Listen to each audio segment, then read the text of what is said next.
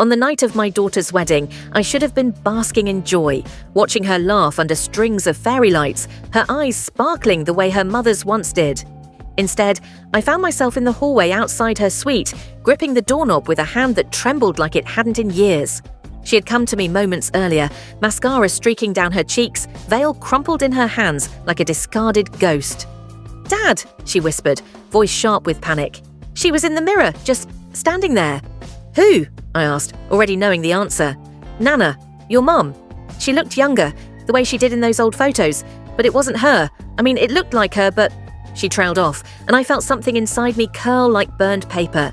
You see, I buried my mother 10 years ago. A heart attack, sudden and cruel.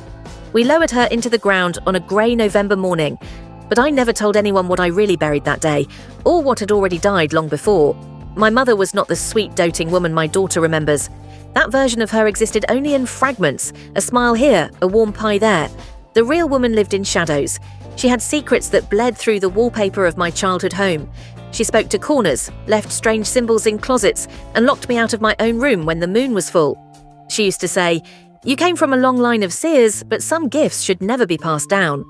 At 17, I found her in the attic with a circle of photographs and a knife in her hand. She told me she had cut away part of herself to keep them at bay, whoever they were. I never told my daughter any of this. I didn't want her to carry that weight, but maybe I was wrong. Maybe the silence is what gave it space to return. I pushed open the door to her suite slowly. The lights were off, but the vanity glowed faintly, lit by the moon that streamed in through the tall window. The mirror stood clean and whole. No smudges, no fog, no fingerprints. Yet the air felt wrong, thick, like walking into a room mid-conversation where the silence hums with someone else's breath. Then I saw it. On the floor, just in front of the vanity chair, were muddy footprints, bare, small, like a woman's. But my daughter hadn't taken her heels off yet when she came running. I would have heard them click against the tile. I knelt beside the prints, heart pounding. My mother had a peculiar habit when she was angry. She would curl her toes inward, grip the floor like she was trying to root herself to the earth. These prints did the same. I rose, moved to the mirror, and paused. My reflection looked back. Tired eyes, wrinkled suit, silver hair escaping its slicked back form. Then, for a moment, something moved behind me. I turned. Nothing. But I heard it. A whisper. Not a word, not even a breath. Just the soft, familiar hush of her voice as it once was when I was 5, curled up in bed, and she leaned down to say, "He's coming for you next, you know. He never liked to lose what's his." I left the suite in silence, locked the door behind me, and returned to my daughter. She looked up at me, terrified, but searching for something in my face. An answer, a denial, a hope that it was all just nerves. But I couldn't lie to her anymore. "It wasn't Nana," I said softly. She nodded.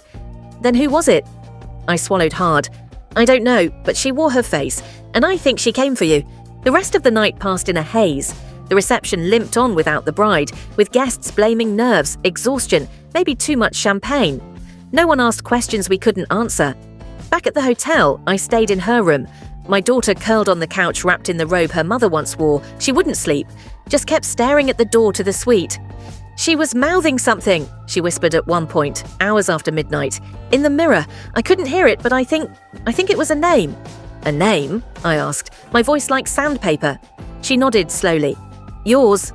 My stomach turned to stone. That night, while she finally dozed off at dawn, I sat in the armchair by the window and remembered things I hadn't let myself recall in decades.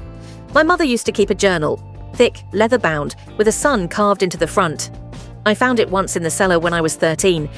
Most of the pages were unreadable, circles drawn over words, names scratched out, but one phrase was repeated over and over. "She'll wear my face when the bloodline forgets." At the time, I thought it was just madness.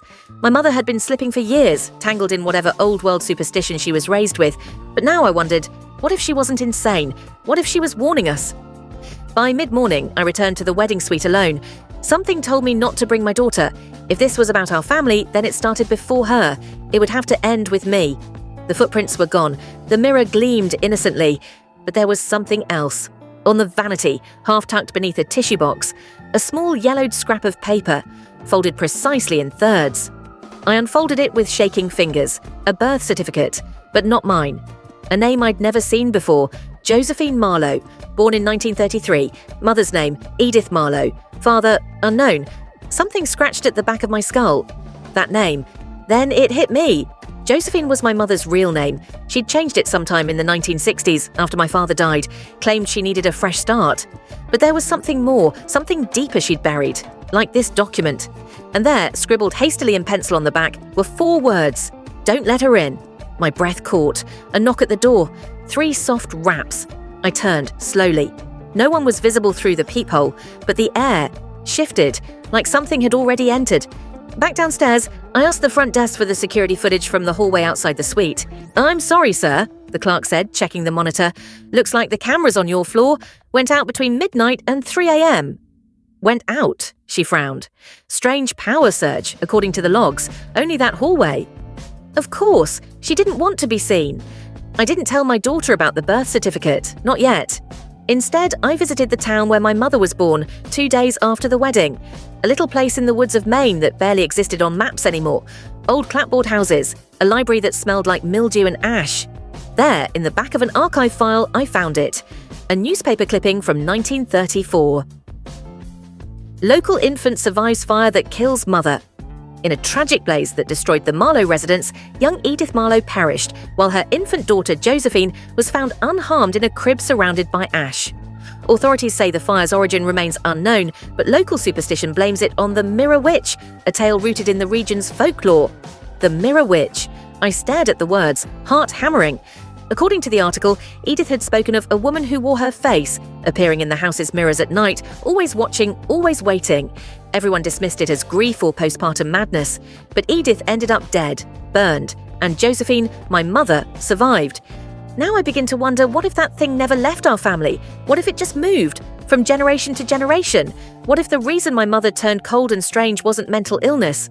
What if she had been trying to protect us? Maybe the ritual symbols, the locked doors, the mirrors turned backward weren't madness. They were containment. And now that she's gone, it's free. And it wants the next one in the line. My daughter. Unless I do something, unless I finish what my mother started. The first thing I did was cover every mirror in my house. Old bedsheets, towels, anything I could find. My wife, God rest her soul, used to say mirrors were doors if you're foolish enough to knock. I always thought it was just a line she picked up from her grandmother. Now I know better. But none of that mattered to my daughter. She had gone home with her new husband, a charming, well-meaning man named Sean, who knew nothing of the thing that had followed her into marriage like an uninvited guest. She called me on her second night back. "Dad," she whispered. I saw her again, in the bathroom mirror. She smiled at me this time. I gripped the phone like a lifeline. Did she say anything? Not exactly, but when I looked away, she was closer. I told her to cover the mirror. She hesitated. "She's not Nana, is she?" "No," I said. There was a pause. "She's wearing Nana's wedding dress." I didn't sleep that night. I couldn't. I spent it poring over my mother's old journals, the ones I swore I threw out after her death. But they were still here, buried beneath my garage's foundation in a rusted lockbox. The pages were cracked and brittle, but legible. Some written in Latin, others in frantic English, and one page, near the back, had a diagram. A crude sketch of a mirror and a ritual meant to cross its boundary. It was dangerous, risky. One line was underlined over and over. "If you enter, do not bring her name." Names are doorways. I didn't know if I believed it, but I also didn't have a choice. That thing had my daughter's scent now, and it wasn't going to stop. 3 nights later, I stood in front of the oldest mirror I owned, a tall, iron-framed antique passed down from my mother's side. The same mirror she had once nailed shut in the attic, whispering, "This is where she waits." I lit 4 candles at the base, as the journal instructed, 1 in each corner. I nicked my finger and let 3 drops of blood fall on the mirror's surface. The glass shimmered like disturbed water. The air grew colder. Then, fog crept across the inside of the mirror, from the inside, and a woman's face began to emerge, slowly, as if rising from deep underwater. Not my mother's, not exactly, but close enough to make my knees tremble. I should have turned back, but I didn't. Instead, I whispered the phrase my mother had written, an incantation older than English, full of vowels and sibilant hisses. As I spoke, the mirror turned black. Then, it pulled me through. The world on the other side was neither here nor there. It was like walking inside a reflection, shapes distorted, light bending wrong. There were no colours, just endless shades of silver and grey. A warped version of my house stretched around me, eerily quiet. And in the corner of every room, mirrors, dozens of them, hundreds, all facing inward. And from inside those mirrors, faces watched me. Some looked like my family, others like people I'd never seen, their mouths open in soundless screams. I felt her before I saw her, the thing wearing my mother's face. She stepped from behind one of the mirrors, gliding, not walking, her dress dragging shadows behind her. "You shouldn't have come here," she said, her voice dripping with static. "You've had your fun," I told her. "It ends now." She laughed, a long echoing sound that rattled the glass walls around us. "You think you can stop me? I was fed by your mother's fear, grown fat on her guilt. Now your daughter gives me hope. She believes." "That's because she doesn't know what you are." "Neither did your mother." "Not really, not until it was too late." She began circling me, her movements fractured like a skipping video. Too fast, too smooth. She invited me, the first time, when she was a child and wished her mother back from the fire. I came instead. My blood ran cold. She kept me in mirrors for decades, but your line, your daughter, she opened the door again, through memory, through grief. All it takes is a sliver. I clenched my fists. "I didn't come to talk," I said. I stepped toward the central mirror, the one reflecting both of us. I pulled the shard of silver glass I had broken from her old vanity and held it to my palm. "I came to bury you." The ritual required a sacrifice. That much was clear in the journal, a drop of blood to enter, a part of self to leave. I raised the shard and whispered my full name, the name only my mother used, wrapped in old protection charms. As I spoke it, I felt something pull, like my soul was being tugged loose.